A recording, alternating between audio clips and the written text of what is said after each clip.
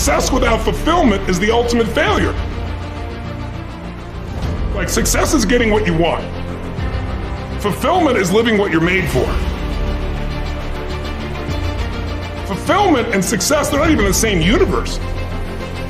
People ask me all the time, what does it take to be happy? And I always tell them it's really simple.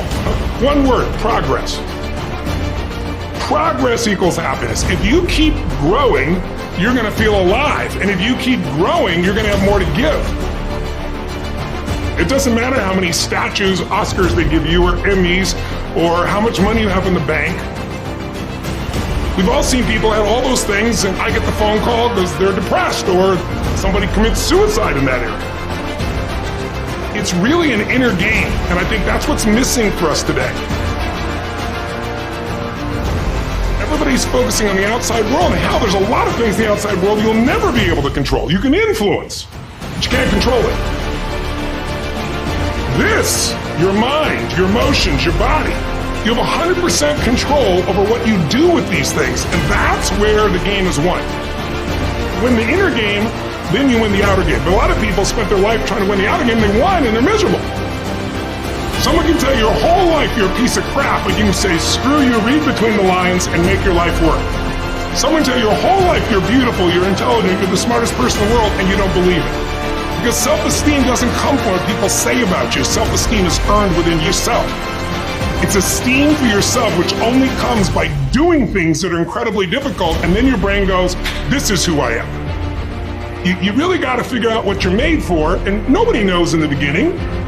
So you start where you are, and you do what's in front of you. You do what's next, and you keep growing until you start to discover, hey, this is my real passion. So identity is the number one thing I work to change with people, to expand it. Expand your own sense of who you really are and what you're capable of. And the mindset has to be destroy any limitation and move forward, move forward, move forward. I think passion is the genesis of genius. If you've got enough passion, you're gonna find answers nobody else does. But most people run out of fuel, meaning they get tired, they get exhausted, they get burnt out, they get the law of familiarity. They're around something so much they take it a little bit for granted. And I've managed to see something in myself that I found in every great leader that I've ever respected, and that is I value intelligence immensely, but I know really smart people can't fight their way out of a paper bag pragmatically, right? What I see is the one common denominator of people that are successful over a lifetime is the sustained hunger. Hunger is the number one factor. You need to be good at pattern recognition, and that's what gets somebody strong at anything. I mean, you look at, why is Amazon doing so well? You realize one pattern was valued over anything else, convenience, right? If you look at Tom Bilyeu, a friend of mine, he's got pattern recognition like nobody else at 43 years old. He's able to do things no one dreamed could be done. He's got more Super Bowl rings than any team. See, what do they see that none of us see? What's the pattern? Then you gotta learn pattern utilization. It's one thing to see it, it's another thing to use it. And then if you're good after a while, you get to pattern creation. It's like if you learn to play the piano, most people play other people's music, and then there's a point you've learned so much that you're able to create. Really comes down to anyone can learn anything if it's important enough to. So it's like my drive is not just for me. That wouldn't be enough because it's easy to meet your own needs. It's not that difficult. But if you can find something that you care about more than yourself, your daughter, your son, your family, your business, your mission, your community, whatever it is, that's really the secret to energy and vitality and strength and really learning. One of the things I want to do with people during this challenge is take things that seem so complex and make them so simple so you do it. Get it really simple, things you can do right now to change your life. You can go to experience it that day, and then you get momentum. Day 1, day 2, day 3, day 4, and all of a sudden now what used to be hard to do is easy to do. And I think for anyone, you gotta understand anyone can learn anything if you can just break it down to its simple core. That's what I try to do most. And I'm just not willing to settle for a life without passion and aliveness. That's just like there's so much to learn, there's so much to grow, there's so much to give, and I'm wired to grow and give. And I think anybody gets wired to grow and give is gonna have a really fulfilling life. It doesn't matter what you choose to do, you're gonna be alive. A year ago, people thought we were coming out of, we got vaccines now, and we're coming out of COVID, and it's going to be all over now. People are excited. But now, after going through 2 years of this, there's a lot of people now that no longer have a compelling future. Like, people talking about New Year's resolutions. Most people don't even have one. Because it's like, they never followed through anyway, right? But at least they had something to look forward to. They're starting to get into learned helplessness. Learned helplessness is when something is so bad over and over again, you start thinking the problem's permanent. No problem is permanent. Or you start thinking the problem's pervasive. Because I haven't handled my finances, my whole world's over. Or because my relationship's bad, my whole world's over.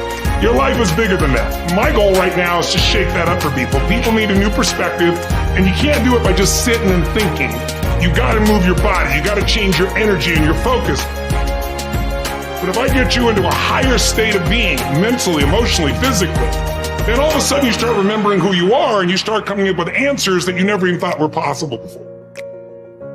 The idea of remembering who you are is something incredibly powerful. There was a Batman cartoon where he gets amnesia and he gets put in like a camp, basically, a work camp, and he can't get out. And he feels stuck and weak and, afraid. And then something happens, I don't remember what, triggers his memory. And he remembers that he's Batman. Just in remembering that he's Batman, he then takes the actions to fight his way out. And look, I know it's a cartoon, but that has always resonated with me. And whenever I'm feeling anxious about something, I always tell myself, remember who you are. But you're really talking about the most important concept in lasting change, identity. We all define ourselves in certain ways. So you start where you are and you do what's in front of you, do what's next, and you keep growing until you start to discover, hey, this is my real passion. And it can change. People go for 5, 6, 7 years, and then they usually question their business, their career, their body, their relationships. And then one of two things happens. They change direction and feel renewed, or they go, no, I got a great deal here. What the hell's wrong with me? And they recommit and they get stronger. But that's life. And if you don't grow, I don't give a damn how much you got going for you, you're going to be miserable. I think as early on I realized, one of the things you have to understand about life is everything changes and everything ends. And that kind of sounds heavy on the front end, but it's a truth. If everything changes and everything ends, number one, it should make you appreciate what you have right now. And then my view is what's next is always better. If I make it so, it's my job to make it so. And I think that's how we have to navigate. But most of us have been conditioned not to take a risk. People ask me all the time, what does it take to be happy? And I always tell them it's really simple. One word, progress.